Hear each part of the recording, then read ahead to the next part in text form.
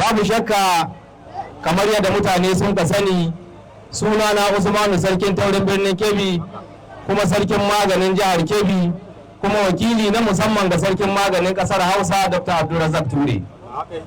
Babu shakka wannan haduwa da mun kai makasudin wannan haduwa shine don mu tabbatar da rashin jin daɗinmu ga abin da ya faru a siyasance, wanda babu shakka mu 'yan jihar Kebbi ne, kuma 'yan siyasa ne, kuma 'yan fatin APC ne, wanda al'amura sun gabata tsakaninmu da wasu shugabanni na siyasa. Alhamdulillahi, kamin in ci gaba, wato sarakunanmu na tauri da suka zo a wannan wuri, da ciyamomi da sakatarori da sauran membobi, muna yi kowa barka da zuwa. Fatanmu Allah ya samu dace kuma shi muna muwafaka. Abinda an makasudin wannan taro wato shine don mu yi jawabi kuma mu kai kokenmu ga mai girma gwamna, wato Dr. Nasir Idris Kauran Gwandu. Ita wannan kungiya ta 'yan tauri Development Cooperative Association ta 'yan tauri wadda take da membobi a kowace local government fadin jihar Kebbi.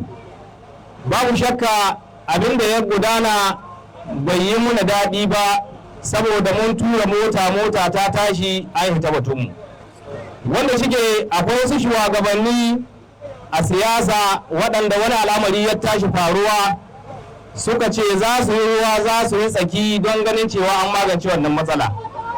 Haka suka kira ni muka zauna da su mitin, bancin mun yi mitin mun ƙare suka umarce ni cewa ya kamata in kira shugabanni na tuntuɓe lokal gamman ko ina saboda mu zauna a magance matsalar da ke faruwa.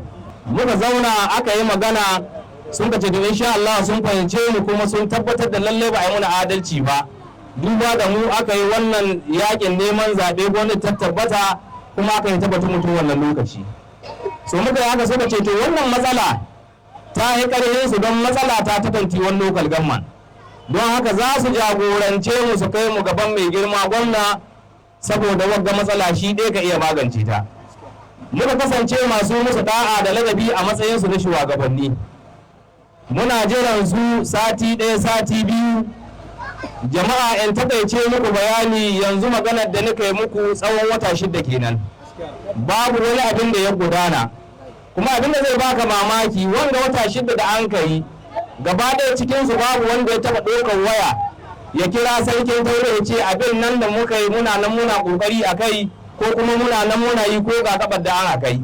Su babu shakka sanin kowa na Usmanu sarkin tauri, alhamdulillah yana zaune da mutane lafiya, kuma gwargwado 21 local government ko ina akwai jama'a.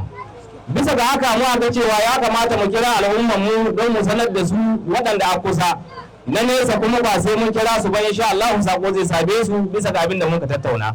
Kuma muna kira ga gwamnatin jihar Kebbi, gwamnatin adalci, wato gwamnatin mai taimakon talakawa, gwamnatin Dr. Nasir Idris Kauran Gwandu, ina kai hito aiki ina za kana aiki.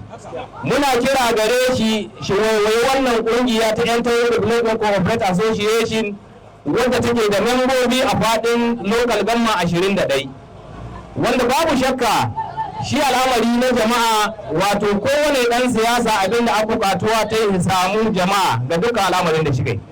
Sannan abin da zai baka mamaki, 'yan taurinmu da muke da su a nan muna da sarakunan da sun ka zo, akwai ciyamomi sannan akwai sakatarori.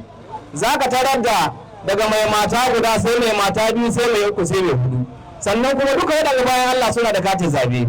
Sannan za ka isko daga cikin akwai mai ɗiya 12, akwai mai 13, akwai an mai 20, kuma daga cikinsu za ka isko kowane suna da katin zabe, wanda muke ganin cewa rasa waɗanga al'umma wato ba ƙaramin hasara ba ne. Babu shakka wannan taro da kuka gani, wato koyaushe yana lurar da mafi akasarin 'yan siyasa cewa wallahi ba alfahari muka yi ba, shukuran lafaran mu abba mutane na yaƙini waɗanda an mutane waɗanda muka alfahari da su da bugun gaba da su, wanda dukkan mutanen da kowa ganin wurin ga wallahi babu mutum guda da sarkin tauri yabba naira 5 ceto wurin ga. Jama'a ko akwai shi? Akwai wanda yabba naira 5 ceto wurin ga? Babu wanda ya taho soyayya ta gaskiya da kauna. Wannan shine abin da ya faru kuma shine abin da ya gudana. Babu shakka muna kira da gwamnati muna kira ga gwamnati, muna kira ga gwamnatin Dr. Nasir Idris Karon Gwandu da su dubi wannan abin wato da irin basira. Wannan taro mun shirya shi ba don mu ci zarafin kowa ba, ba don mu ci mutuncin kowa ba. Mu 'yan jam'iyyar APC muke, kuma jam'iyyar APC muka wa aiki. Abinda an fatan mu da gwamnati ko mukarraban gwamnati, matsalar da ta faru a yi kokari a gyara. Matsalar ta faru a yi kokari a gyara. Saboda shi al'amari ko yaushe kowa an mutum mutane a shi. Wa da muke duka abinda Allah sarkin tauri cikin wayar mutane ya yi.